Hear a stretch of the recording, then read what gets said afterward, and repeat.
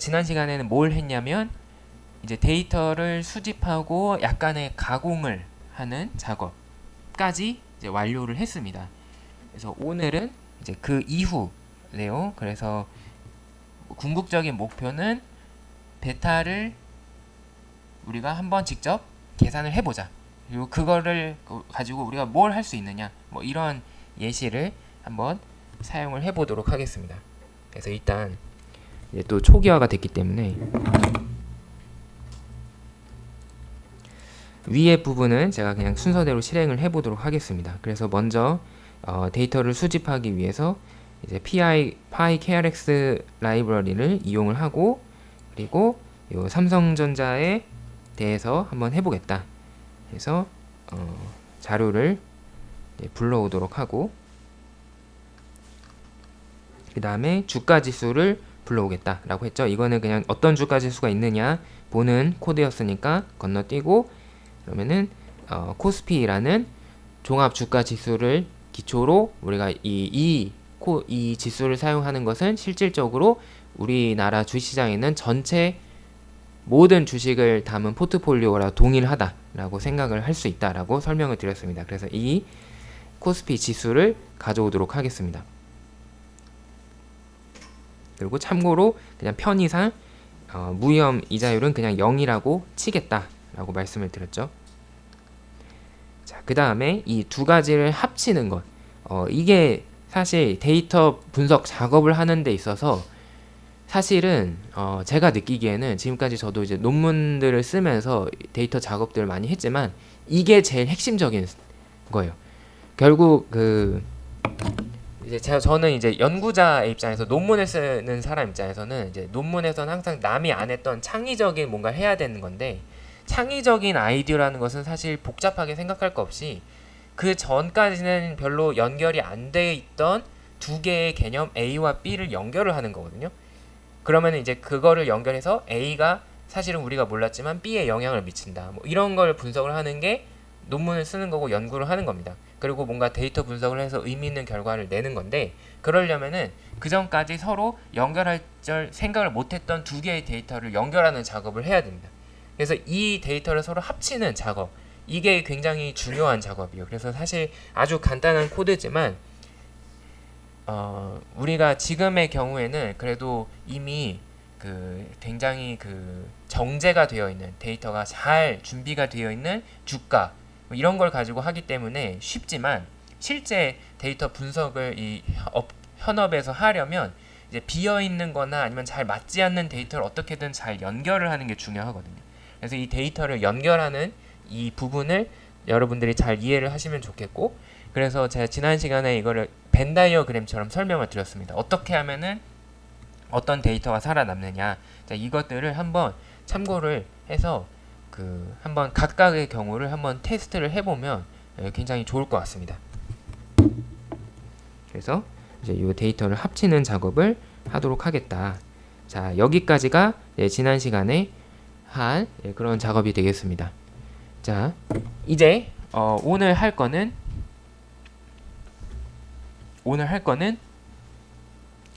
베타를 추정하는 것부터 시작을 하자. 사실 베타를 추정하는 것 자체는 금방 끝납니다. 왜냐하면은 이미 우리가 사용할 수 있도록 파이썬의 고수분들께서 이미 필요한 라이브러리를 다 만들어 놓았기 때문에 우리는 그거를 그냥 가져다가 맛있게 먹기만 하면 돼요. 그래서 여러 가지를 사용할 수 있는데, 그냥 아주 직관적으로 쉽게 잘 보이는 그런 라이브러리 그냥 제가 하나 갖고 왔습니다. 그래서 통계 모형 분석을 하기 위해서 사용이 되는 요 스태츠 모델즈 라이브러리를 이용을 하도록 하겠습니다. 그래서 이 라이브러리를 이제 SM이라는 이름으로 이제 불러올 거다. 여기 API라고 불러오게 되는데, 이거는 이제 우리가 작업을 하기 위한 세부적인 모듈이라고 할 수 있고, 뭐 여기 이 API 모듈 외에도 뭐 여러 가지 또 모듈이 또 함께 있습니다. 근데 이제 우리 목적상 이것만 사용을 하면 되니까 이거를 불러오도록 할게요. 그래서 이렇게 하나 불러올 거고, 자, 그 다음 줄이 X는 SM의 이제 스태츠 모델 여기에 add constant 가 있는데, 자, 이 x는 이니까 여기서 하고 싶은 건 뭐냐면 우리가 왜 얘가 그냥 너무 앞서 나가서 다 입력을 해버렸는데, 우리가 회귀 분석을 할 거고 이걸 통해서 어떤 독립 변수가 또 다른 종속 변수를 설명하는 걸 찾을 거다라는 거죠. 그래서 이제 우리는 이거를 간단하게 식으로 쓰면은 y는 a 플러스 bx의 요 a와 b를 찾을 거다라고 이제 하는 겁니다. 그리고 여기서 이 줄에서 x 이꼴 sm.add 콘스탄트, 요거의 의미가 바로 요 x를 지정을 하는 거예요. 그래서 요 우리가 만든 요 데이터베이스에서 rm 빼기 rf, 이제 그 우리가 위험 프리미엄이라고 부르죠.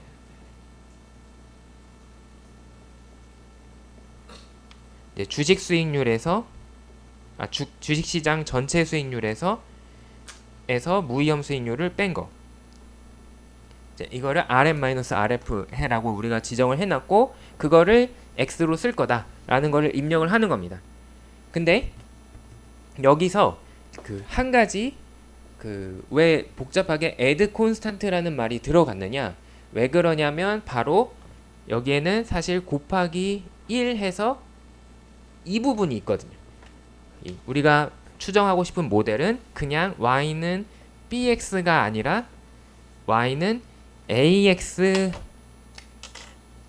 a 플러스 bx 부분이다. 이 상수 부분이 필요하다라는 것 때문에 그 상수 부분도 같이 이제 변수로 포함을 시켜야 된다라는 거죠. 이제 그래서 add constant라는 이 이름이 이제 들어가게 됐다. 그래서 이걸 기억을 해주시면 되겠습니다. 자, 그 다음에 이제 y는 이 똑같은 데이터에 있는 그 개별 주식의 수익률 리턴 빼기 RF 한 무위험 수익률 한 그 부분이 되겠죠. 그래서 이 삼성전자의 수익률에서 무위험 수익률 0을 뺀 값을 이제 우리가 y라고 지정을 하겠습니다.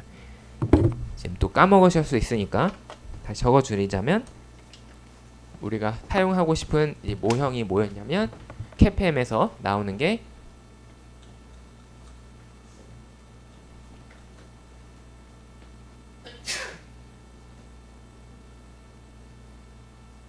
자, 이런 모형이었다.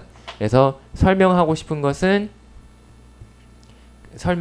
대상은 어떤 주식의 수익률에서 무위험 수익률을 뺀 것이랑, 그 다음에 주식시장 전체의 수익률에서 무위험 수익률을 뺀 것이 서로 비례 관계가 있다라는 것을 분석을 하는 것이었기 때문에 이제 이런 기본적인 이론이 있는 것이고, 그 이론을 토대로 우리는 통계를 통해 이 값을 기울기를 추정을 하겠다라는 거죠.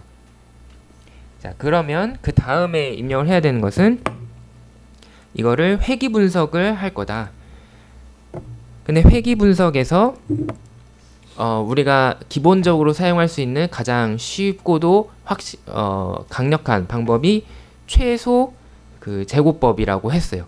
그래서 그 잔차들의 제곱의 합이 최소가 되는 값을 찾는다라는 원리를 이용한다고 했고, 이제 그거를 영어로 ordinary least square, 제곱을 한 것이 최소가 되도록 하는 표준적인 방법이다라고 해서 OLS라고 부른다고 했죠. 그래서 이 OLS 방법을 사용을 할 거고, 그때의 종속 변수는 y, 독립 변수는 x다라고 지정을 해준 겁니다. 이제 그렇게 된 것을 우리는 모델이라고 할 거다. 이 회귀 분석의 모형이라고 할 거다. 그 다음은 그 회귀 분석을 fit 해라. 이제 말 그대로 그 모형과 데이터를 가지고 그 추정을 실시해라 라는 명령이 되겠습니다. 그래서 리절트에 우리가 추정한 결과가 이제 통째로 다 들어가게 됩니다. 이제 여기 이 추정된 리절트는 이제 굉장히 복잡한 여러 가지 정보를 다 담고 있어요. 이제 그거를 예쁘게 보기 좋게 출력을 해라 라는 게 이제 리절트의 서머리가 되겠습니다. 그리고 이제 그거를 우리한테 찍어서 보여줘야 되니까 프린트를 통해서 이제 보여주게 되죠. 이제 이렇게 하면은 결과가 나오는 거를 확인할 수 있습니다. 자, 몇 가지 볼 수 있는데, 자, 먼저 종속 변수, 그러니까 y는 RET 빼기 RF다라는 거를 먼저 여기 제일 위에서 확인할 수 있습니다. 그리고 모델 방법은 그 OLS 리스트 스퀘어, 그러니까는 최소 제곱법을 통해서 실시를 했다라는 걸 알 수 있고, number of observations, 그러니까는 몇 개의 데이터를 사용을 했느냐, 60개의 데이터를 사용했다라는 거를 확인을 할 수 있습니다. 네, 그리고 이쪽에 오면은 R 스퀘어드 해서 이제 우리가 배웠던 그 이 데이터가 얼마나 설명을 잘 하고 있느냐라는 것이 0.643이니까 대략 이 y 값을 x 값을 가지고 64%나 설명을 하고 있다. 이거는 사실은 굉장히 높은 거거든요. 주식 수익률을 60%나 설명을 한다는 거는 굉장히 잘 설명하는 거기 때문에 우리가 이제 교과서에서 배운 이 결과가 정말 간단하면서도 사실은 굉장히 강력한 결과다라는 거를 확인을 할 수 있습니다. 네, 그리고 이제 뭐 몇 가지 뭐 추가적인 정보가 있는데 지금 단계에서는 여러분들이 알 필요가 없고, 이제 내려와서 여기에 결과가 있습니다. 이제 코에피션트라고 해서 나와 있는 값이 이 추정된 결과예요. 그래서 보면은 CONST, 콘스탄트는 마이너스 0.0013이다. 이게 의미하는 바는 바로 이 추정된 결과가 마이너스 0.013, 바로 0013. 요 A 값이 마이너스 0.0013이라는 것이고, 그 다음에 RF에 대한 코에피션트는 1.0469인데 이게 바로 B 값입니다. 그래서 플러스 1.0469라는 값이 있다. 그리고 이제 이거에 그 x 값 이렇게 곱해지게 되는 거죠. 그러니까 이게 바로 요 1.0469라는 게 B 값을 의미를 합니다. 그래서 이 결과 자체의 의미는 삼성전자의 베타는 1.0469다라는 그런 결과가 되겠습니다. 자, 그리고 또 추가적인 정보를 보자면 상수항에 대한 추가적인 정보는 별로 중요하지 않고, 이제 그 RF라고 되어 있는 실제 우리의 독립 변수에 대한 요 t 값을 보면은 이제 굉장히 높게 나오고, 그 다음에 요 다음에 p가 있죠. 그래서 그 확률이 나와 있는데 그 p 값이 0.000이라고 되어 있는 걸 확인할 수 있습니다. 이제 우리는 그 이 테스트하는 입장에서 검정을 할 때 항상 우리가 보고 싶은 것은 대립가설이고, 우리가 그걸 대립가설을 증명하기 위해서 그 대립가설의 반대인 귀무가설이 아니다라는 거를 검증을 한다라고 말씀을 드렸습니다. 그리고 이 P값이 바로 그 귀무가설이 맞을 확률이다, 이렇게 생각하면 쉽다라고 했죠. 그러니까 귀무가설이 맞을 확률이 0.000이기 때문에 실질적으로 우리가 주장하는 것인 대립가설이 맞다. 그러면 우리의 대립가설은 뭐였느냐? 바로 요 베타 값, 요 B 값 1.0469라는 값이 0이 아니다라는 거를 우리가 증명을 하고 싶었던 거예요. 그리고 실제로 이것은 0이 아닌 어떤 기울기가 있는 값이다라는 것을 의미합니다. 그래서 이런 경우를 우리는 통계적으로 유의하다, 의미가 있다라고 이제 설명을 하게 됩니다. 그래서 이 결과는 통계 분석 결과 자체만 보고 보면은 굉장히 잘된 분석이라고 할 수가 있어요. 거의 60%를 설명을 했고 아주 유의한 결과가 나왔습니다. 자, 그러면 참고하기 위해서 삼성전자의 베타를 한번 우리가 값을 한번 찾아봅시다.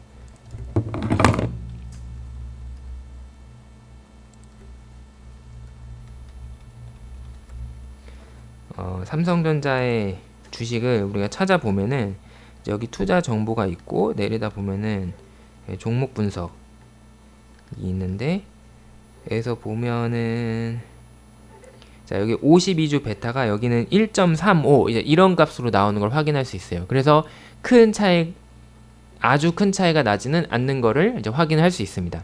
이제 물론 약간의 차이는 있죠. 왜냐하면은 여기의 경우에는 지금 현재 2025년 6월 2일 기준으로 최근 52주, 최근 1년 동안의 이 주별 데이터를 가지고 이 베타를 추정한 결과인 거예요. 그러니까 조금 더 최근 데이터예요. 근데 우리는 이 데이터가 어떻게 구성이 되어 있었냐면 2024년 말까지 5년 동안의 월별 데이터로 되어 있었기 때문에 차이가 있을 수는 있는 거죠. 하지만 어쨌든 이런 식으로 추정을 하면은 맞을 거고, 제가 확신할 수 있는 거는 이거를 얘네가 사용한 데이터랑 똑같이 하면은 똑같은 값이 나올 거다라는 겁니다. 그래서 이제 우리가 이제는 베타라는 것이 그 학부생 수준에서 그 전까지는 그냥 단순하게 그냥 누군가 계산해 놓은 값을 사용만 했지만, 이제는 우리가 이것을 직접 계산을 할 수 있다라는 그런 의미가 있는 작업이라고 말씀을 드렸습니다.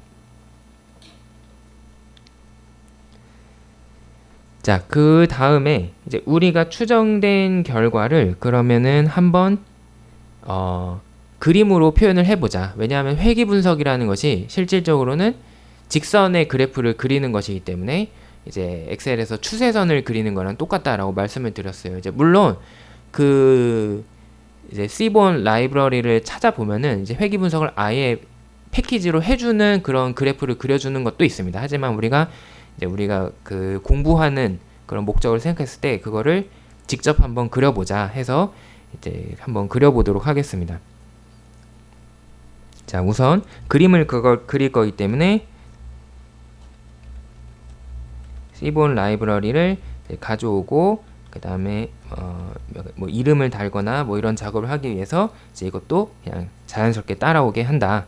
그 다음에 자, 제가 할 방법은 이런 거예요.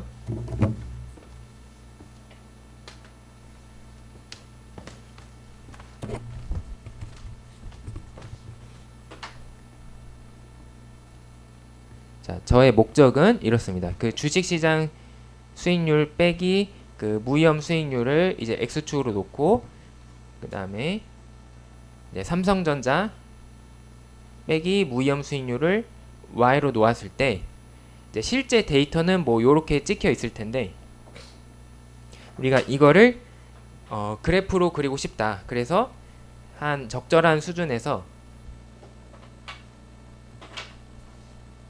여길 때는 뭐 얼마, 여길 때는 얼마, 여길 때는 얼마, 여길 때는 얼마, 여길 때는 얼마, 여길 때는 얼마, 여길 때는 얼마, 이런 식으로 직선을 그 우리가 추정된 결과에 따라서 선을 그으면은 이게 직선이 될 거고, 그러면은 우리가 이 추세선을 이제 그릴 수 있을 거다. 이런 순서로 작업을 하는 거예요. 그래서 점들을 찍어보기 위해서 약간의 반복이 필요한데,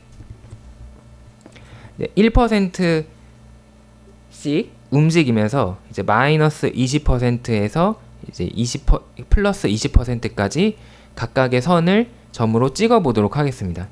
그래서 첫 번째 준비를 위해서 그냥 비어있는 일단 공간을 하나 만들어 놓고,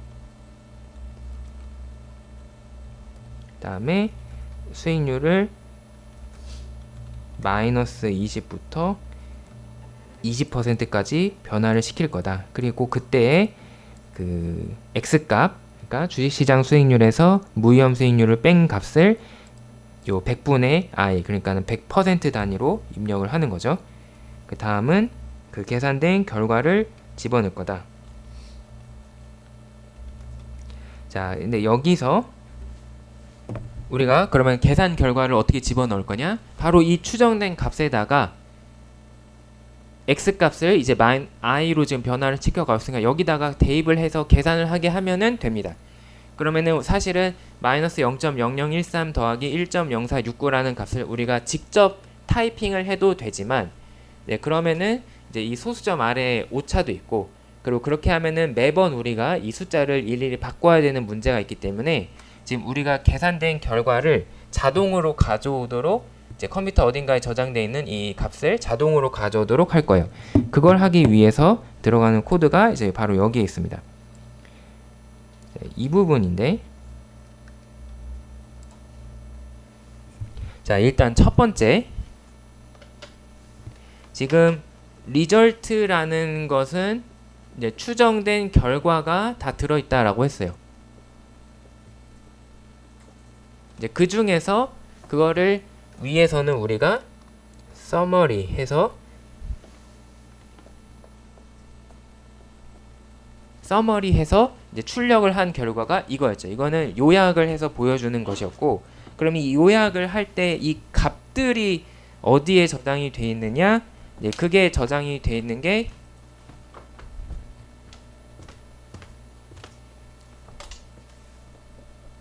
params, 이제 parameters에 저장이 돼 있습니다.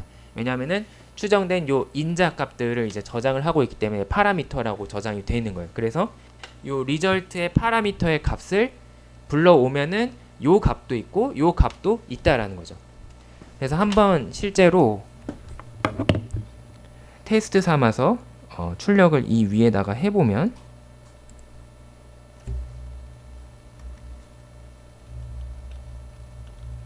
자, 이렇게 해서 출력을 해보면, 자, 이렇게 나오는 걸 확인할 수 있습니다.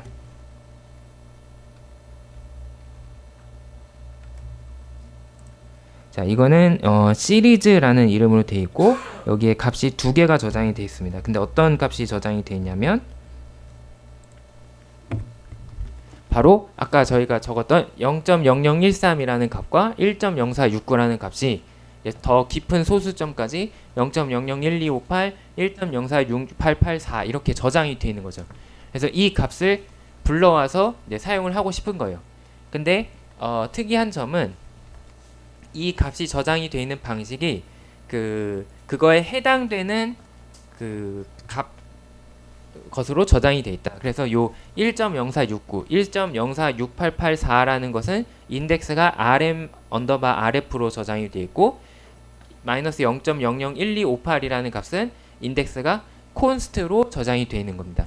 그래서 이 인덱스를 저희가 본의 아니게 이제 학기 초부터 몇 번 피치 못하게 다루게 되었는데 바로 이 인덱스가 여기서 유용한 게 나옵니다. 이 값을 불러올 때 몇 번째 있는 바로 그 녀석 이렇게 불러올 때 이름을 부르듯이 사용을 할 수 있는 거죠. 예를 들면은 제가 여러분들을 부를 때 학번으로 불러도 여러분들이 대답을 할 수 있는 거랑 똑같은 원리입니다.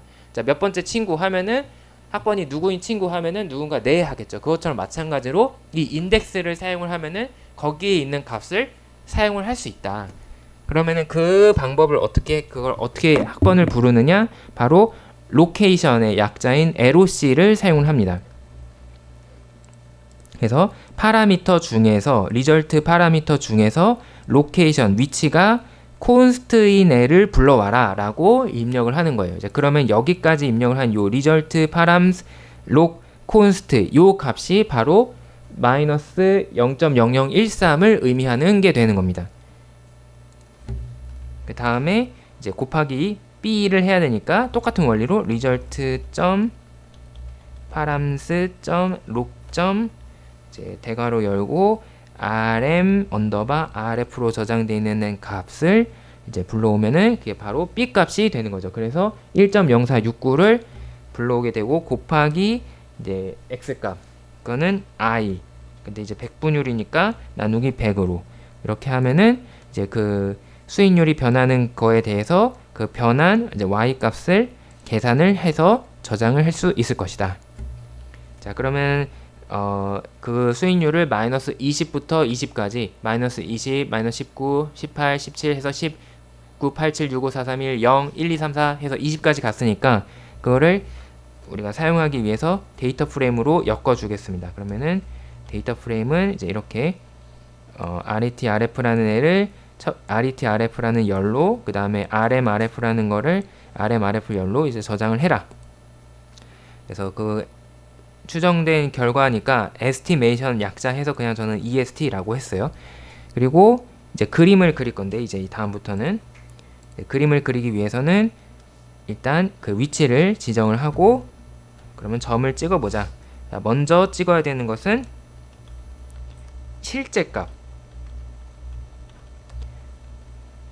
그래서 데이터 우리의 실제 데이터 최종 데이터에서 RMRF를 X로 RET RF를 Y로 해서 그림을 그려라.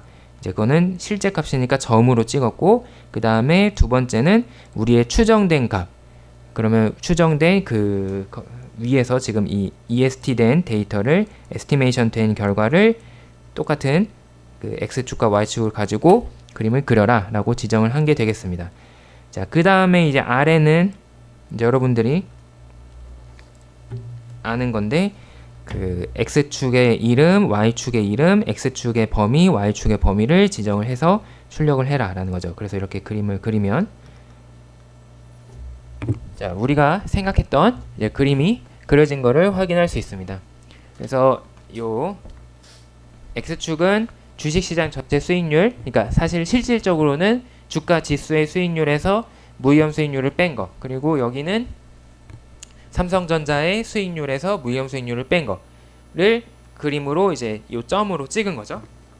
그래서 실제 값들을 봐도 주식 수익시장 수익률이 올라갈 때 이 삼성전자 수익률도 올라가는 걸 확인할 수 있고, 주식시장 수익률이 내려갈 때 삼성전자 수익률도 내려가는 걸 볼 수 있다. 그리고 그거를 추정을 한 결과를 직선으로 그려본 게 요 파란색 선이 되겠습니다. 네, 그래서 보면은 비례해서 이제 올라가는 걸 확인할 수 있다. 그럼 여기서 조금 더 있어 보이게 하기 위해서 이제 F 스트링을 이용을 해서 그거를 그 수식을 이제 써주겠다. 그래서 F 스트링을 이용해서 아까랑 원리는 똑같아요. 계산할 때랑. 그래서 그 리절트 파람 로케이션에 있는 거를 A 그 다음에 플러스 여기 B 곱하기 X라는 형식으로, Y는 A 플러스 BX 형식으로 이제 그 글자를 써줘라 라는 걸 입력을 하는 거죠. 그래서 입력을 하면 저기 Y는 마이너스 0.0013 플러스 1.0469X 이렇게 나온 거를 확인할 수 있습니다. 그래서 이 그림을 누군가에 보여주면은 여기서 삼성전자의 베타는 1.0469구나 라는 거를 쉽게 확인을 할 수 있는 그런 형태가 되겠습니다.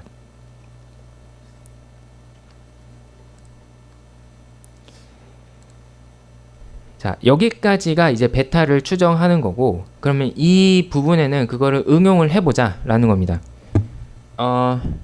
이제 물론 몇 가지 한계점은 있지만 일단 이 베타를 추정하면은 우리가 여러 군데에 사용을 할 수 있습니다. 첫 번째로는 베타를 추정하는 이유는 이제 앞으로 미래에 대해서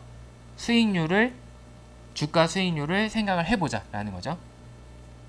그리고 이제 그걸 통해서 기업 재무적인 관점에서는 이 기업에 이 삼성전자가 어떤 투자를 한다라고 할 때 프로젝트의 수년제 가치를 계산할 때 할인율을 계산해야 되고, 그 할인율을 계산하기 위해서 자기 자본의 수익률 이거를 이제 자기 자본 비용으로 집어넣어서 사용을 할 수 있다.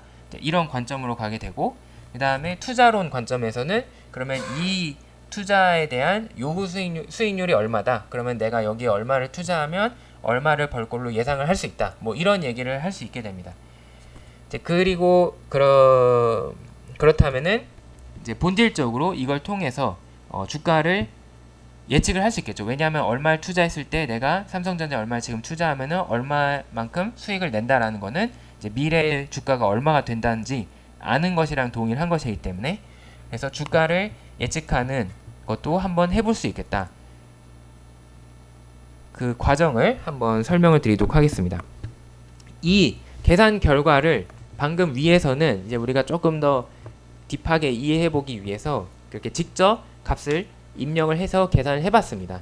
이제 하지만 이제 이 계산 결과를 응용을 하면은 이제 앞으로 어떤 데이터든지 여기에 갖다 붙이기만 하면 x 값만 이제 새로 대입을 하면은 이제 y 값이 나오는 거죠. 이제 우리가 수업 시간에 피자 그 레스토랑의 예시를 가지고 얘기를 했는데, 그 피자 레스토랑이 그런 그 지역의 학생 숫자와 그 자기네 매출을 비교하는 분석을 한 궁극적인 이유는 그렇다면은 어디에 지점을 놓는 게 좋겠느냐라는 문제를 풀기 위한 거였습니다. 이제 그것처럼 여기서도 이런 우리가 분석을 했다면 그러면 삼성전자의 미래의 수익률은 얼마가 되겠고 어떻게 주가가 변하겠느냐라는 것을 아는 게 목적이 되겠죠. 그렇게 하기 위해서 우리가 이 자본자산 가격 결정 모형을 배운 거다라고 할 수가 있습니다. 그러면은 여기에다가 주식 수익률을 집어넣으면은 삼성전자 수익률이 그대로 나오느냐 이거를 한번 확인을 해봐야 되겠죠. 그 과정을 할 수 있는 게 바로 또 그 딸려 있는 프리딕트가 되겠습니다. 지금 이 리절트는 이제 여러 가지가 다 들어있다고 했는데 아까 서머리 나왔고 그 다음에 파라미터 값이 있다라고 했어요. 그리고 여기에 또 있는 게 predict입니다.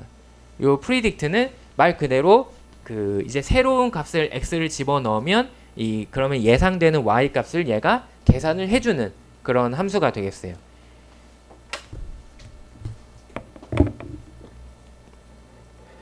자, 그래서 이제 result, predict, 이제 x 이렇게 하면은 그러면 우리가 지금 앞에서 세팅된 이 모델에다가 모형에다가 x 값을 이렇게 집어 넣으면 y 값을 계산해서 출력을 해줍니다. 근데 예를 들어서 이렇게만 하면은 약간의 문제가 있어요. 자, 이렇게 하면 계산이 되고 그러면 PRED를 출력을 해보면 자, 이렇게 잘 나옵니다. 그래서 우리가 지금 사용했던 날짜에 대해서 y 값을 계산을 쭉 해줬어요. 그러니까 삼성전자의 수익률을 계산을 해줬습니다. 뭘 가지고 주식시장 전체의 수익률을 가지고 그렇다면은 이 모형이 맞을 때 삼성전자 수익률은 얼마가 돼야 되겠느냐라는 예상 추정치를 다 줬습니다. 그래서 2020년 1월부터 2024년 12월 31일까지 2024년 12월까지 그 기간에 대해서 다 줬는데 이제 문제가 뭐냐면 이제 이 프리딕트를 보면은 자, 이거는 이제 지금 시리즈로 돼 있어요. 근데 뒤에 우리가 이거를 사용을 하기 위해서는 데이터 프레임으로 바꿔야 됩니다. 이제 그 과정을 데이터 프레임으로 바꾸겠다라는 거를 직접 입력을 해줘도 되지만 이 시리즈에 너의 이름은 프리딕트다라고 이 열의 이름을 지정을 해버리면 자동으로 얘가 시리즈에서 데이터 프레임으로 한 줄짜리 데이터 프레임으로 자동으로 바뀌어요. 이제 그 원리를 이용을 해서 이제 점 리네임을 여기다 갖다 붙여준 겁니다. 자, 그래서 점 리네임을 하면 자, 그러면은 시리즈의 이름이 이제 프리딕트가 되었죠. 이제 이름이 생겼기 때문에 얘를 데이터 프레임처럼 생각을 하고 얘가 처리를 할 수 있습니다. 자, 그래서 그 다음에 뭐랑 붙이냐면 우리의 원래 실제 데이터 DT와 지금 만들어진 얘 추정값 요 두 개를 합칠 겁니다. 어떻게 합치느냐? 서로 교집합이 있는 경우에 합쳐라. 어떤 교집합 기준은 바로 날짜가 동일한 것에 대해서 갖다 붙여라 라고 했습니다. 그리고 만약에 혹시라도 비는 곳 결측값이 생기면 그거는 떨궈라 라고 입력을 한 거죠. 자, 이렇게 하면은 두 개의 데이터가 합쳐지게 되고 그 다음에 한 것은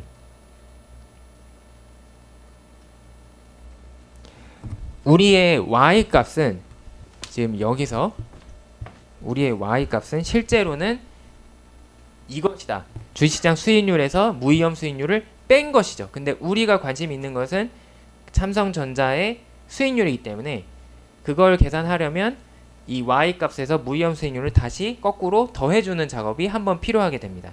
네, 그래서 요 assign 함수를 이용을 해서 그 수익률을 추정을 하게 됩니다. 그 추정값을 보통 수식으로 표현을 할 때 추정이 된 거다라고 하면은 이제 여기 이런 모자를 얻는다라고 했어요. 이제 head이라는. 그래서 그냥 저는 편의상 항상 추정을 하면은 언더바 h를 달아 놓는 편입니다. 그래서 편의상 그렇게 한 건데 이름은 여러분들이 마음대로 해도 됩니다. 뭐 prediction, 뭐 result 뭐 이렇게 아무렇게나 해도 되는데 저는 그냥 간단하게 result head이라고 저장을 했고 그 값은 추정된 값에다가 그 무위험 수익률을 거꾸로 더해서 계산을 해라라고 했습니다. 자, 그러면 이 결과를 보면 자, 이게 원래 우리의 데이터는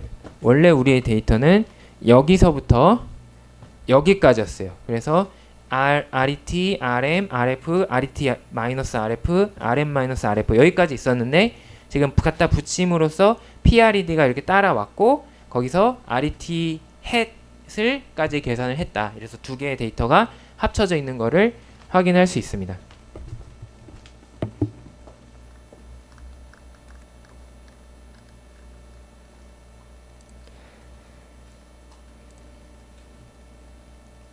자, 그 다음에 제가 하고 싶은 건 뭐냐면 그러면 저는 어떤 그림을 그리고 싶냐면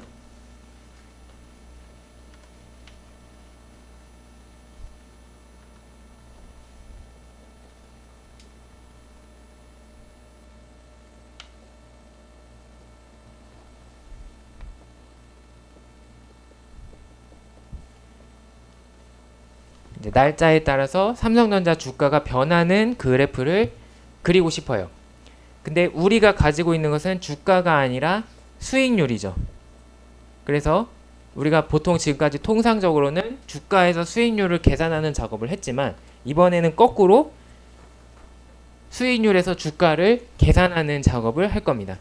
근데 이것은 우리가 했던 거를 역으로 하면 되는데 여기서 한 가지 주의할 거는 첫 번째 주가는 잘 지정을 해줘야 된다라는 거예요. 첫 번째 주가는 우리가 알려줘야 되죠. 왜냐하면은 거꾸로 생각하면 이해할 수 있는데 주가를 계산할 때도 그 전의 주가에서 이제 지금의 주가의 차이를 이용해서 수익률이 계산이 됩니다. 마찬가지. 그래서 항상 그 첫 번째 값에 대해서는 수익률이 존재하지 않았죠. 그것처럼 마찬가지로 지금 수익률을 가지고 주가를 계산하려면 그 전의 주가에다가 곱하기 1 플러스 수익률을 곱해주면 이제 이번 주가가 되는데 그러면은 전의 주가, 최초의 주가는 알려줘야 된다. 그래서 날짜 시작하는 날짜인 2020년 1월 31일에 대해서는 우리가 주가를 알려주어야 그 다음부터 얘가 쫘르르 그 수익률이 주어지면은 주가를 계산을 할 수 있다라는 거죠. 그러면은 첫날에만 주가를 우리가 지정을 하고 그리고 그 나머지 날에 대해서는 이제 이 계산 공식을 이용해서 주가를 쭈룩쭈룩 다 이어서 계산을 해라 라고 하고 싶은 겁니다. 그래서 투 스텝이 들어가게 되는 거예요. 근데 이거를 한 줄에 끝낼 수 있는 방법으로 제가 요 numpy where 요거를 사용을 했습니다.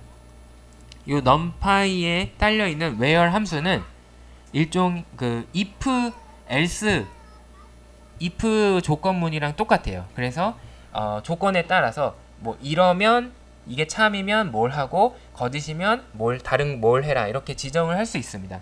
그 원리를 이용해서 이게 첫 번째 날짜인 2020년 1월 30일이면 그냥 주가를 그대로 사용을 하고 그 첫 번째 날짜가 아니면 그 다음부터는 그 원래 그 전에 주가에서 수익률을 곱해서 주가를 다시 계산을 해라 라는 작업을 하게 합니다.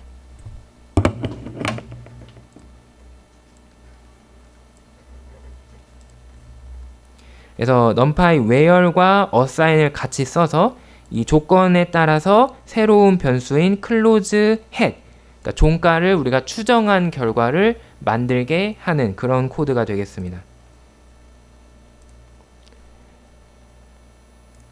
그리고 참고로 여기서 지금 이 데이트 날짜가 인덱스로 저장이 되어 있기 때문에 이 값을 직접 사용을 데이터로서 하기 위해서 인덱스를 해지하는 reset 인덱스도 사용을 했다.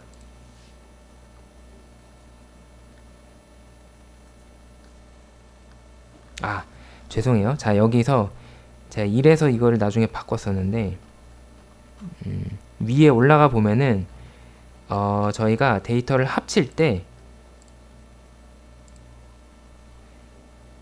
어디있지?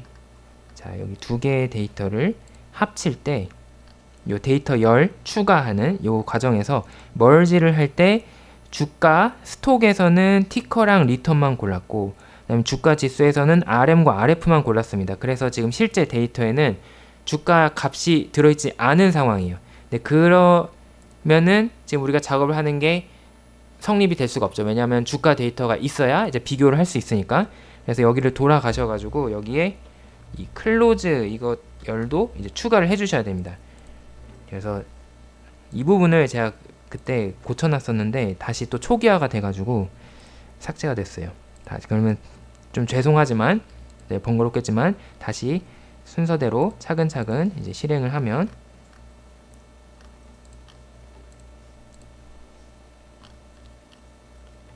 결과가 바뀌는 건 없어요. 왜냐하면은 단지 이렇게 데이터에 요 종가만 이제 가져왔을 뿐이니까 다른 차이는 하나도 없습니다. 그래서 다시 실행을 하면 네, 이번에는 이제 된 걸 확인할 수 있죠. 그래서 또 다시 열어 보면은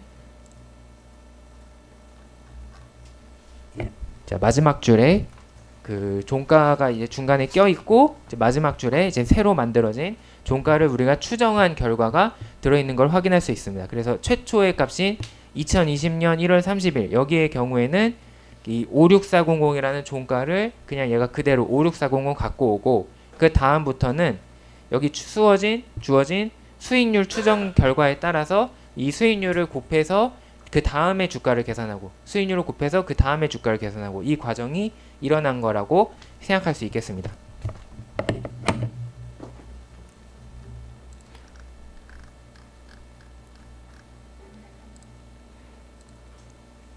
자, 그 다음에 그러면 이거를 그림으로 그려보자. 그래서 그림으로 그리는 과정이 들어갑니다. 여기까지는 그냥 바로 진행을 할게요. 이거는 일단 빼고 자 그림을 그리기 위해서 이제 fig axis 하고 그 다음에 실제 값 액추얼이니까 그냥 ACT라고 했어요. 이거를 선으로 그림을 그려라. 그래서 날짜에 따라서 실제 종가, 실제 데이터를 그림으로 그려라. 그 다음에 추정값은 estimation이라니까 EST라고 했는데 그 날짜에 따라서 그 추정된 종가를 그려라 라고 한 거죠. 그래서 그려보면은 자 이런 결과가 나오는 걸 확인할 수 있습니다. 자 지금 보면은 파란색 선이 액추얼 그러니까 실제 주가의 움직임이고 그 다음에 요 주황색 선이 에스티메이션 그 주황색 선이 에스티메이션 그러니까 우리가 추정한 결과예요. 베타 값에 따라서 수익률을 계산한 결과가 되겠습니다. 네, 보면은 전반적으로 굉장히 주가를 잘 예측을 하는 그래서 비슷하게 움직이는 거를 확인을 할 수 있고 이거는 이 자본자산 가격 결정 모형이 대체로 성립을 잘 하는 그런 모형이기 때문에 이론이 맞기 때문에 결과도 이제 전반적으로 잘 나온다라는 거를 확인할 수 있습니다. 그래서 주가가 올라갈 때 주식시장 수익률 올라갈 때 실제로 주가도 올라가고 주식시장 수익률이 떨어지면은 실제로 주가도 떨어지는 이런 과정을 우리가 확인을 할 수가 있습니다. 자 여기서 약간의 이 플레이버로 그 몇 가지 추가 옵션으로 해볼 수 있는 것이 이 그래프를 더 예쁘게 만들어 보겠다. 그러기 위해서 이제 여기 세 개의 줄은 이제 여러분들이 아는 내용이에요. 그래서 x의 이름은 x축의 이름은 데이트, y축의 이름은 주가. 그다음에 y 값은 4만에서 9만 사이로 그냥 삼성전자의 지금 현재 주가 수준에 맞추어서 설정을 해 주었습니다. 그 다음이 문제인데 자 이렇게까지만 하면은 지금 이 x축의 날짜가 지금은 얘가 그냥 크게 뭉뚱그려서 연도만 나오고 있는 상황인 걸 확인할 수 있어요. 근데 이거를 좀 예쁘게 그려볼 수 없을까? 근데 여기서 문제는 지금 우리가 사용하는 요 y값 데이트 날짜가 굉장히 사실은 좀 이 부분이 사실은 데이터를 다룰 때 좀 어려운 부분인데 이거를 우리가 이전에 했던 방법대로 x값을 뭐 2020 1월 1일부터 뭐 2024년 뭐 12, 30까지 이렇게 해버리면은 오류가 발생을 합니다. 왜 그러냐면 지금 현재 날짜가 저장되어 있는 형태가 굉장히 특이한 형태이기 때문이에요. 컴퓨터에서 날짜를 표현하는 게 사실은 쉽지 않은 일입니다. 왜냐하면은 그냥 숫자가 올라가는 거랑 다르게 날짜는 그 한계점이 다르기 때문이에요. 예를 들면은 이제 그냥 숫자가 올라가는 건 1, 2, 3, 4, 그 다음에 10, 11, 12 이렇게 해서 이제 계속 가지만 그 1의 경우에는 1에서 30까지 간 다음에 다시 또 1로 올라가고 그와 동시에 월 단위를 하나로 플러스 1하는 뭐 이런 복잡한 과정이 필요하죠. 그래서 이 날짜를 용이하게 사용을 하기 위해서 보통 컴퓨터 시스템에서는 어떤 방법을 사용하냐면 특정한 날짜 이제 제가 정확히는 까먹었지만 예를 들면은 뭐 1870년 1월 1일을 1의 값으로 저장을 합니다. 그 다음에 1870년 1월 2일은 2로, 1월 3일은 3으로 이렇게 숫자에 대응을 시켜서 저장을 해요. 네, 그렇기 때문에 이렇게 보이기에는 날짜를 읽으면은 우리가 읽을 수 있는 연, 월, 일의 형태로 돼 있다고 하더라도 그 값은 뭔가 전혀 다른 값으로 숫자로 저장이 되는 거예요. 이제 그렇기 때문에 이거를 우리가 좀 처리하기 위해서는 좀 특수한 방법이 필요합니다. 그래서 제가 이제 그냥 소개해 드리는 방법이 바로 이제 그 그림을 그릴 때 그 날짜를 표현하는 그 라이브러리가 또 있어요. 이제 매트플롯 라이브러리, 요게 그 우리가 위에서도 계속 사용을 했던 이제 그래프의 축을 바꾸고 사용할 때 했던 똑같은 라이브러리인데, 거기에 데이트라고 해서 날짜를 다루기 위한 그런 라이브러리가 포함이 되어 있습니다. 그래서 이거를 불러오고 그 다음에 이 아랫부분이 여기서 있는 플롯의 이 지금 현재 그림에 대해서 x-액시스의 그 형태를 날짜 형태로 해라 라는 그런 의미가 되겠습니다. 그래서 y 연도 m 월 일 연월일의 형태로 출력을 해라, 뭐 이런 명령이 되겠어요. 그리고 이 날짜가 기니까 그거를 45도 각도 돌려서 출력을 해라 라고 하는 거죠. 자, 그렇게 하면은 이제 이게 그냥 2020년만 나오는 게 아니라 2020 1월 1일, 2021년, 22년, 3월, 3년, 4월, 4년, 5년 이렇게 해서 날짜 형태로 예쁘게 출력이 되는 거를 확인을 할 수가 있습니다. 이제 이거를 뭐 조작을 하면은 요 포맷을 바꾸면, 예를 들면 여기서 뒷부분을 삭제하고 요 %y 요렇게만 하면은 연만 나오게 되고, 이제 이런 식으로 여러분들이 원하는 형태에 따라서 연, 월, 일을 자유롭게 조절을 할 수 있다. 자, 이런 점을 한번 그냥 참고 삼아서 알려드리고 싶어서 여기에 포함을 시켜봤어요. 자, 지금 그 우리가 그 보인 이 그림은 의미가 있습니다. 어떤 의미가 있냐면, 다시 말씀을 드리지만 우리가 지금 사용한 자본자산 가격 결정 모형이 실제로 주가 수익률을 예측하는데 잘 작동을 한다라는 그런 점을 보여주고 있어요. 그러니까 이 모형 자체의 완결성은 아주 훌륭합니다. 이 모형 가지고 충분히 사용을 할 수 있다. 근데 프랙티컬하게 실제적으로 우리가 그러면 이걸 사용해서 미래를 예측한다라고 하면은 문제가 발생을 합니다.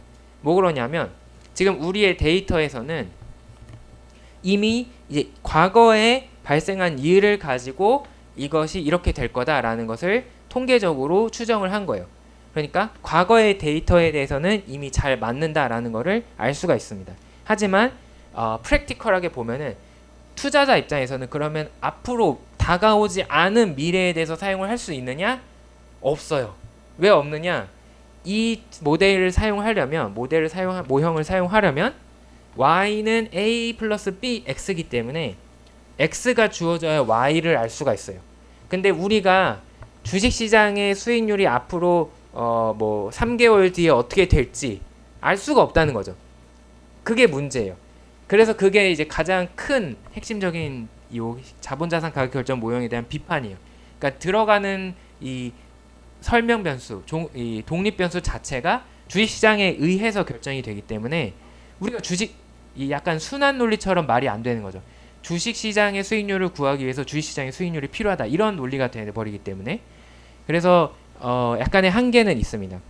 그렇지만 그거에 대해서 이제 우리가 대답을 할 수 있는 거는, 그러면은 뭐 여러 가지 거시 경제적인 요소들을 고려해서 그러면은 다음에 주식시장 전체 수익률은 어느 정도로 갈 거다라는 걸 예측하면 되는 거고, 이제 또 다른 방법으로 예측을 하고 그거를 여기에다 이제 자본자산 가격 결정모형 갖다 붙여서, 그렇기 때문에 그러면 삼성전자의 수익률은 뭐가 된다, 이렇게 사용을 하면 되지 않겠느냐, 뭐 이러기까지는 오케이 할 수 있습니다. 그러면 그 다음에 추가적인 문제, 이것은 과거의 데이터를 기반으로 한 거기 때문에 이제 항상 그 금융 투자를 할 때 뭐 증권회사나 뭐 이런 곳에서 항상 얘기하는 문구가 있죠. 이것은 과거의 실적에 대한 것이지 미래에 대한 것을 항상 개런티하는 것은 아니다, 담보하는 것은 아니다, 보장할 수 있는 것은 아니다, 미래는 모른다라는 거죠. 그러면은 이 통계 모형도 지금 우리가 2020년부터 2025년까지는 잘 맞았지만 2025년 말까지 2024년 말까지는 잘 맞았지만 그 이후에도 맞느냐 이거는 확신할 수 없다라는 거죠. 그렇기 때문에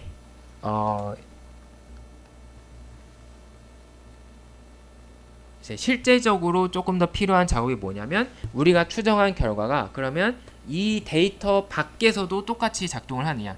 우리의 데이터에서 이걸 추정했기 때문에 그게 통계적으로 당연히 얘가 최선을 다해서 여기에 맞췄다는 건 이해하겠다. 근데 상황이 바뀐 그 기간이 아닌 다른 곳에서도 작동을 하느냐. 이걸 보고 싶은 걸 우리는 표본 외 검증이라고 부릅니다. 지금까지는 이랬지만 앞으로도 그게 맞아 들어가느냐. 이거는 우리가 앞으로 확신할 수 없는 영역이기 때문에 그거를 추가로 확인하고 싶은 겁니다. 그래서 약간 제한적이지만 제가 그거를 그래도 보여드리기 위해서 좀 추가한 부분이 바로 이 표본 외 검증 과정이라고 할 수가 있겠습니다. 자, 우리 데이터가 2024년 12월 말까지 딱 사용을 했다라는 점에서 착안을 해서 그러면은 2025년 1월, 2월, 3월, 4월, 5월까지의 결과를 가지고 지금의 결과를 한번 추정을 해보자. 그랬을 때도 맞아 들어가느냐?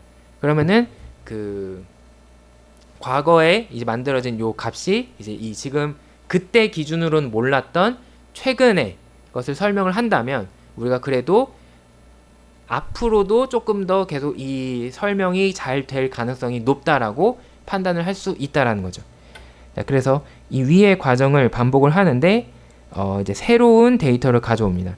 언제부터 가져오냐면 2024년 말부터 2025년 말까지 이제 이거 사실 날짜를 또 바꿔도 되겠네요. 왜냐하면 지금 이제 6월이 되었으니까 제가 이거를 만들 때는 아직 5월이었기 때문에 5월 데이터를 포함을 안 시켰는데 그 최근까지의 데이터를 가져오는 걸로 바꾸고 그래서 그 위에 합치는 것까지는 똑같이 합니다. 단 날짜만 바뀐 거죠. 자, 여기까지 날짜만 바뀌어서 다 똑같이 가져온 거예요. 그리고 이것도 5월로 합시다. 자, 그 다음에 과정 자체는 그렇게 어렵지 않습니다. 요 x new 이제 우리는 y는 y는 a 플러스 bx라는 것을 사용했던 거에서 벗어나서 이제 새로운 x 값이 주어졌을 때 이 결과가 작동을 하는지 확인하고 싶은 거니까 이제 이 새로운 데이터를 x new라고 저장을 하겠습니다. 그래서 아까처럼 그 상수항도 포함을 시켜서 저장을 할 거다 라는 거고 그 다음에 그 결과를 추정을 하는데 여기서 중요한 점은 이 새로운 x new에 대해서 새롭게 다시 추정을 하는 것이 아니라 아까 만들어졌던 그 리절트 결과를 그대로 사용을 하는 거죠. 그러니까 그 앞의 데이터에서 추정된 그 결정된 a 값과 b 값을 이용해서 이제 새로운 x 값에 적용을 해서 요 추정을 해봐라라고 이야기를 하는 겁니다. 이제 그리고 out of sample이라서 그냥 OOS라고 첫 글자를 따서 저장을 해놨어요. 그 다음은 이제 또 동일합니다. 그러면 이 결과를 가지고 주가를 계산해봐라. 그리고 그거를 그림으로 그려라 해서 여기까지 쭉 진행을 하게 됩니다.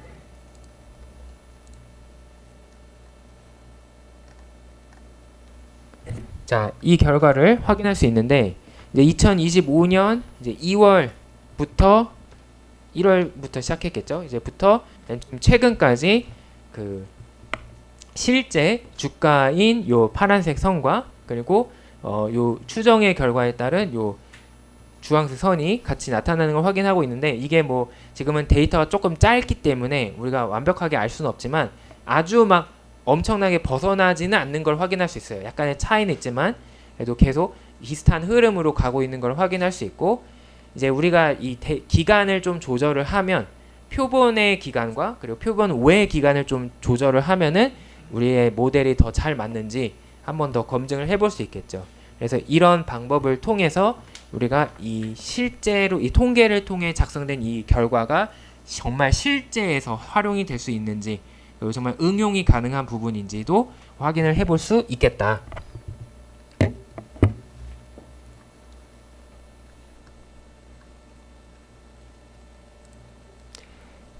이 뒷부분은 약간의 생략을 할게요. 이거는 그냥 설명만 드리고 생략을 할 텐데, 이 위에서 우리가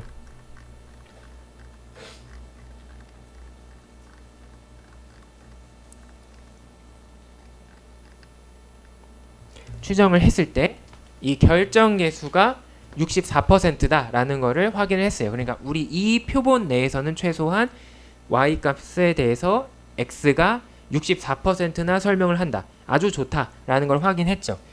그러면은 그 똑같은 방법으로 그럼 지금 새로운 데이터에 대해서는 그 전에 계산 결과를 가져왔을 때 이 새로운 기간에 대해서는 얼마나 설명을 하고 있느냐, 이거를 계산해 보고 싶은 거예요.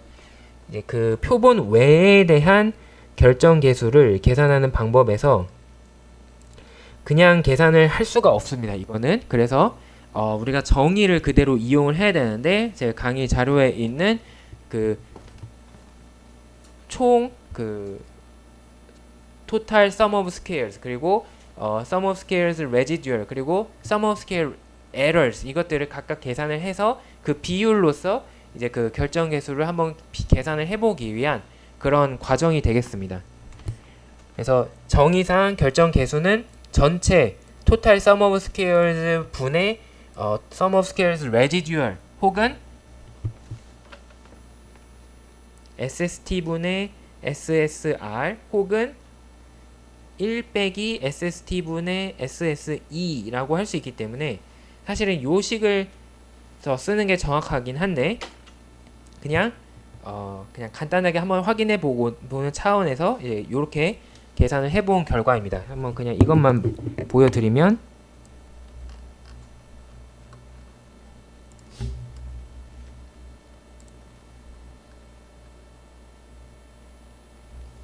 자, 지금 이 새로운 기간에 대해서도 한 70% 이상을 설명을 하고 있다. 자, out of sample의 결정 계수가 70%다. 이제 이런 결과가 있기 때문에 상당히 설명이 잘 되고 있구나. 이제 이런 결과를 확인을 할 수가 있습니다.